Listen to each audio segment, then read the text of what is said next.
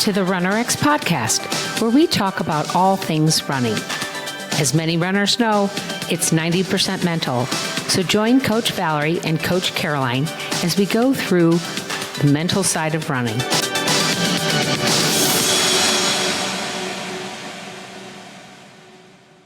Okay, so I'm Coach Caroline and I'm here with Coach Valerie, and we're on the Runner X podcast. And today, Valerie, I want to talk about something that's been coming up a lot in our membership and when we talk to people on the Facebook group, and that's this obsession with the ground and landing. Why is that a word you don't like? Explain that to me. Well, the challenge is this. So in the beginning, when people were getting really excited about running, even the notion of running, people would say things like, I'm going to go out and pound the pavement. I'm going to hit the ground. I'm going to hit the ground running. Like, we say things like that.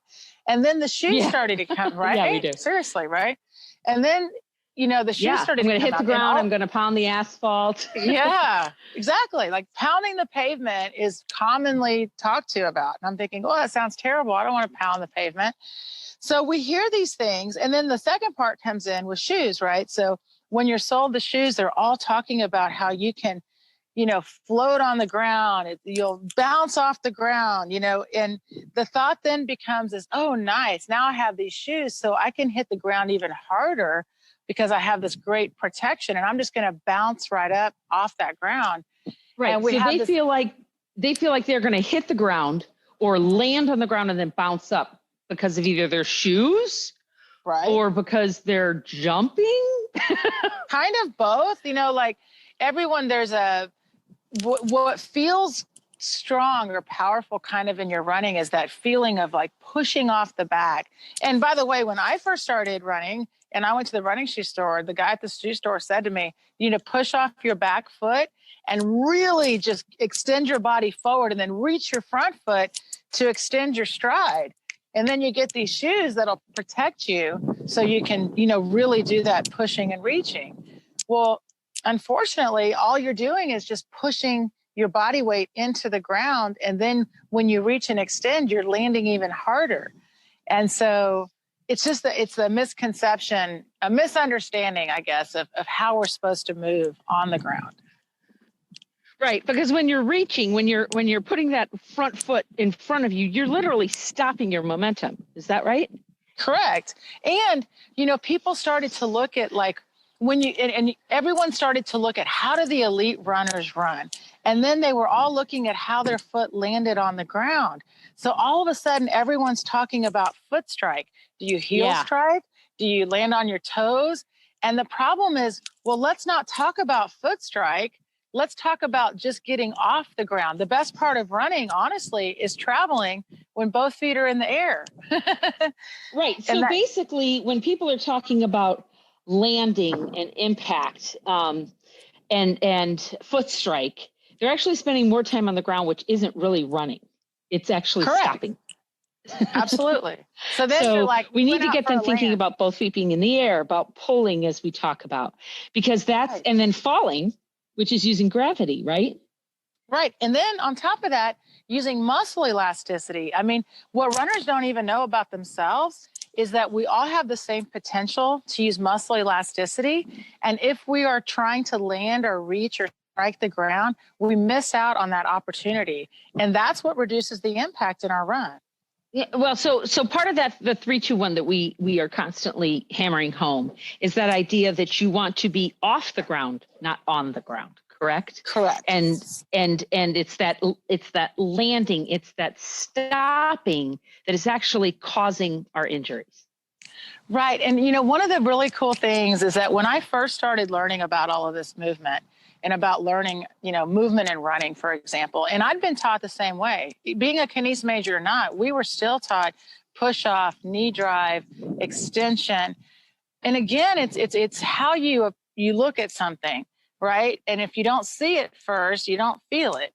So if I'm always running with the thought of I need to get there, then my foot's going to reach out. That's the intent, if you will. Well, when you start to switch to like when you allow yourself to work with gravity and your body is simply falling and you start to pull, instead of looking for the ground, you wait for it the difference is like night and day. And it takes you back, because this is the really cool part. Think about like little kids. Two little kids are standing there and one says to the other, I'll race you down the road. Neither one of them stops to think, hey, have I stretched yet? Did I, what muscles am I going to use? In no way. There's no thought.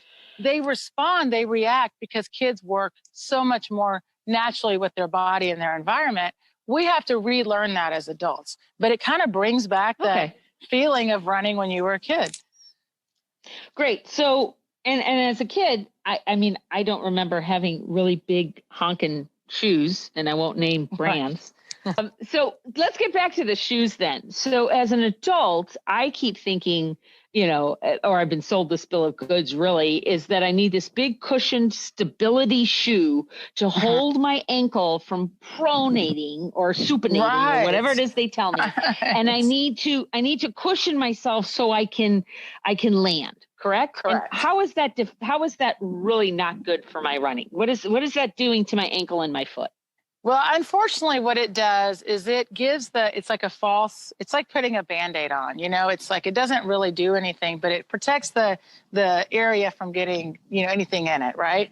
The idea of support for a foot, ideally what the shoe should do is protect you from the elements. I should be able to go outside and run if it's hot or if it's cold, or if I run over something, it's not going to break my foot. Like, that is the point of support. And the body and the mind and the foot have a huge connection. So there's so much work going on in your foot when you allow the foot to do what the foot's supposed to do. When you start to add in extra support, extra motion control, and instead of allowing the foot to move as the foot should be allowed to move, you're controlling now the foot and pretty much locking it in place. People end up with very stiff feet, because now they're in this shoe that's a little bit like a brick. So then they're running, and also they think, well, I'm so protected by the shoe that I can hit the ground as hard as I want. And research shows that. They show that people that wear a higher cushion shoe tend to actually hit the ground harder because of that false sense of protection. And here's the thing, your foot won't feel it. You've got this big cushion on your foot. However, you're still getting the exact same impact in the body. So whatever shoe you're wearing, when your foot's too far ahead of you, it's 3 times your body weight, cushioned or not. Thank you for joining us on the RunRx podcast. If you'd like to know more, join us at www.runrx.fit. And if you have additional questions that you'd like answered on the podcast, email us at support@runrx.fit.